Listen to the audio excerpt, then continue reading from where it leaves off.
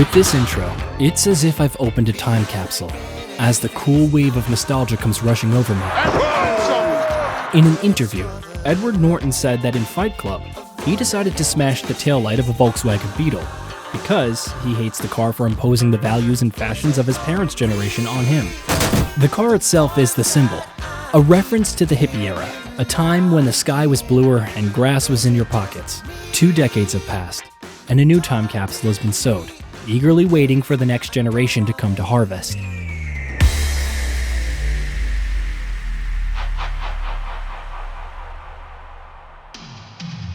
Ben Affleck rarely sits in the director's chair.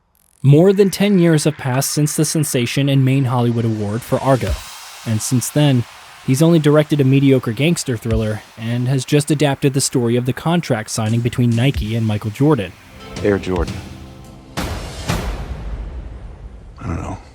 Seriously? If you think that negotiations and talks between a basketball player and a shoe-selling company are not John Wick, you're not mistaken. 2 hours of phone conversations are not the most cinematic topic, unless it's the call. Although there's a handset in air, even on the poster. But don't judge a book by its cover, nor a movie by its theme. Cinematographer Robert Richardson has turned dozens of seemingly static scenes into a dynamic journey with close-ups. The camera jumps between magazine covers, household items whose purpose only people born before the millennium will understand, and at times on the face of Matt Damon. Looking at his wrinkles, you start to sympathize with the protagonist without even noticing it. By the way, Damon not only played the lead role, but also almost completely rewrote the script with Affleck, as in the good old days of Good Will Hunting. Again, nostalgia. This duo knew where to aim. Matt embodies a character that suits him 100%. And I'm not talking about appearance, because finding a common ground between the real Sonny Vaccaro and Damon is not an easy task. The point is that throughout his career, Matt magically embodies dreamers, average guys who want something more. In Air, Sonny seeks to sign a future star, but the NBA doesn't like Nike. There's nothing cool about Nike. The company is about to close its basketball department.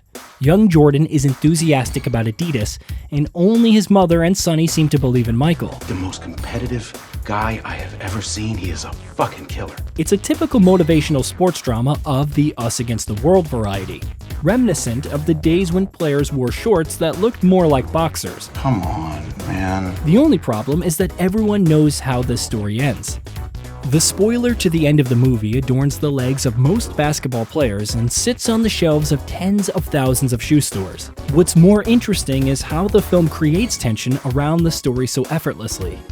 It's like Affleck's three-pointer, which he also dunks, and as an actor, playing Nike co-founder Phil Knight, the author of the world's bestseller whose philosophy generated almost half the humor in the film. For a rookie, yes, who's never set foot on an NBA court. That's the literal definition of rookie, yeah. As for the cast, it was Affleck and Damon who convinced a star-studded ensemble to join the project. Besides Ben and Matt, a powerful 5 appeared on the court. Jason Bateman, who after Ozark became one of Hollywood's leading dramatic talents. I do not love it. Chris Messina, whose hysteria is the film's main ornament. Chris Tucker, who appeared on the big screen for the first time in 9 years. Best day of my life. Charismatic Matthew Mayer, and incomparable Viola Davis, whom Michael Jordan personally wished to see in the role of his mother. How do you say no to Michael Jordan? You don't. And hope to get free Nikes. And whatever. This team, supported by a great soundtrack and first-class work from the costume and set design departments, scores 100 points, and seems to force you to go to the nearest shopping center immediately after the show to spend all of your savings on a pair of sneakers with Magic Mike on the emblem. It's impossible to hide behind quality. Air is Nike advertising that would be more suited to the Cannes Lions Festival. But it's not a criticism, because when I watched their short films as a child, I started to dream. Adrenaline and joy filled me. A quarter of a century has passed, and a different advertisement is now working on me. It's the kind of advertisement that my favorite DOP shoots, featuring first-class actors and some rose-tinted nostalgia. And it seems like it's not just me, because initially Warner only planned to show Air on the streaming platform Amazon. But the reaction of the test audience was so positive, they decided to send the films to cinemas all over the world, where you can already enjoy it. Just Don't wear Adidas to the screening, it might be a little awkward. Hey, do you like our work? Let us know with your like and comment, push that subscribe button, and share with your friends. If you want to support the project financially, become our sponsor on Patreon or YouTube sponsorship. Thank you.